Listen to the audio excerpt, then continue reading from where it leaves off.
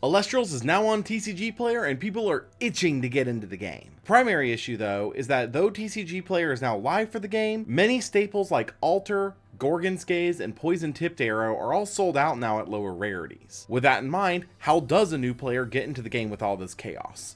That's what I'm going to be helping you with today. Today, we're going to be going over getting into Elestrals as it currently stands with the end of the Daybreak block. What staples to get, how to get them, and where to look for building the current meta contenders. Let's start with staples.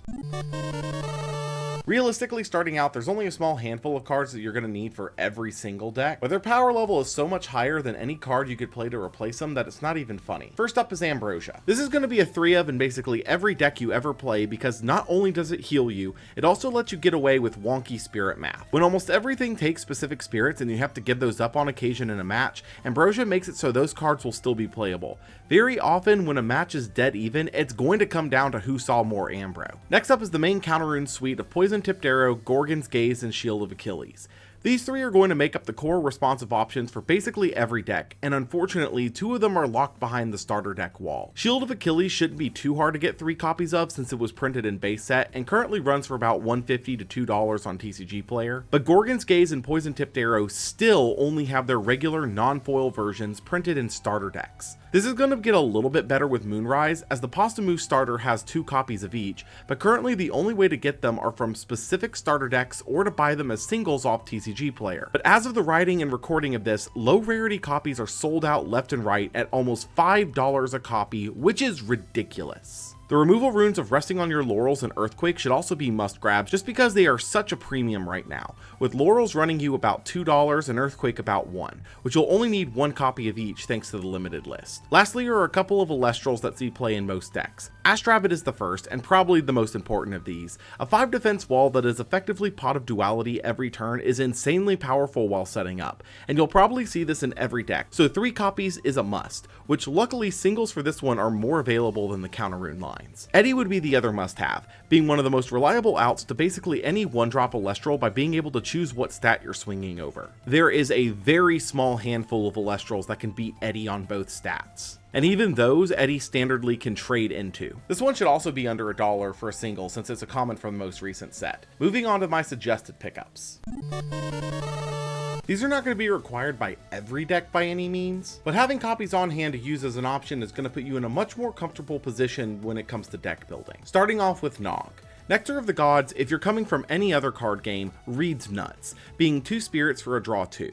The issue comes from the 2 spirits you'll need to pay to use that, as spirits in Elestrals are far more valuable than life points in Yu-Gi-Oh! Or lands in Magic. They are going to fully dictate how much you're able to do the later the game goes by how many and what kinds are still left in your spirit deck, and as such only a few decks really have the room to play this, most notably decks with more in-strategy healing than the standard 3 Ambrosia. Still, it's a useful card to have on hand. Next up are the Divine Runes. This is going to be a bit of a harder sell due to the fact that we only have a small handful of these readily available as singles, and even fewer see active play at any given time. While I can safely tell you to pass on Artemis for now, as she won't be good until Moonrise, where she'll have plenty of printings, the remaining 7 have use cases for different decks, varying from staple inclusions to niche tech choices, and unfortunately, the better ones are the ones that are going to be harder to come by. Zeus and Demeter are the go-to divines for decks, also being the cornerstone divines of the 2 best decks of the meta right now in Thunder and Earth Nexus, each having a combat trick effect that is heavily desired by most, and each are on the harder to find side of things as the only base rarity of them available are from their original starter decks,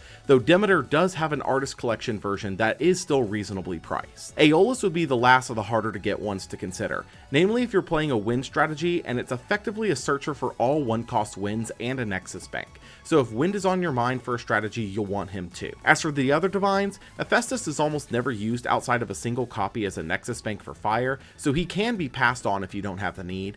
Poseidon has thankfully seen a reprint in the Chronodile starter, so he's easy to get, and Keone and Apollo both have easier access copies available, with Keone appearing in 2 different Frostfall starters and Apollo being in the Pharaoh Guy starter and as a regular foil in Daybreak. All 4 of these aren't nearly as played as the previous 3, though I'd still recommend getting a set of all divines to future-proof your collection. Altar of Stars is an odd one to place, as it's strong both as a utility rune and a push stopper, but only in specific decks that like to set up Nexus banks. Realistically though, the top decks of the meta all like this, but it's been falling out of favor with many over the previous month, so buyer's preference on this one, though I'd still recommend grabbing it as it comes as common in both the Pharaohgeist and the Chronodile starter decks. As for the Elestrals in this category, there are quite a few that will show up across decks that should be considered. Viserys should be the first, and there should be little to no reason to not grab 3 while you can on this one.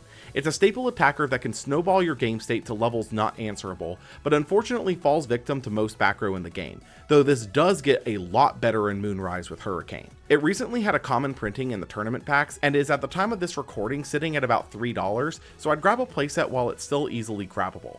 Next is Lavalith.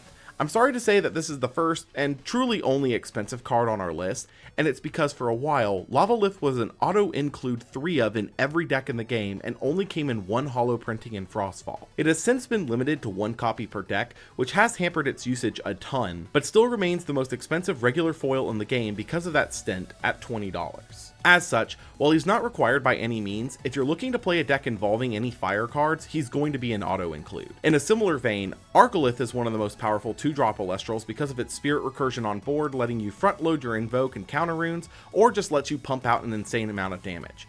Theoretically, any deck that can play 5 Thunders can also drop this as a free boss, and as such, picking up 2 copies while they're still fairly affordable at $5 is heavily recommended, especially as a build around with Thunder being a prominent meta threat. Elechik and Jolton are also both stellar pickups, being able to search either Divines or Stadiums on normal cast, which can be paired with Astrabbit in multiple decks to make a small Thunder package. These are both fairly cheap, being base set commons, so grab 3 of each for sure. Lastly should be the Spirits, which you're realistically going to want 20 of each, but for now you can just pick up the ones that you're using for a deck. I would personally pick up 20 of each just to make sure you always have the Spirits you need for any kind of spirit math you're trying to accomplish. Now that we have the basics out of the way, let's talk starting points.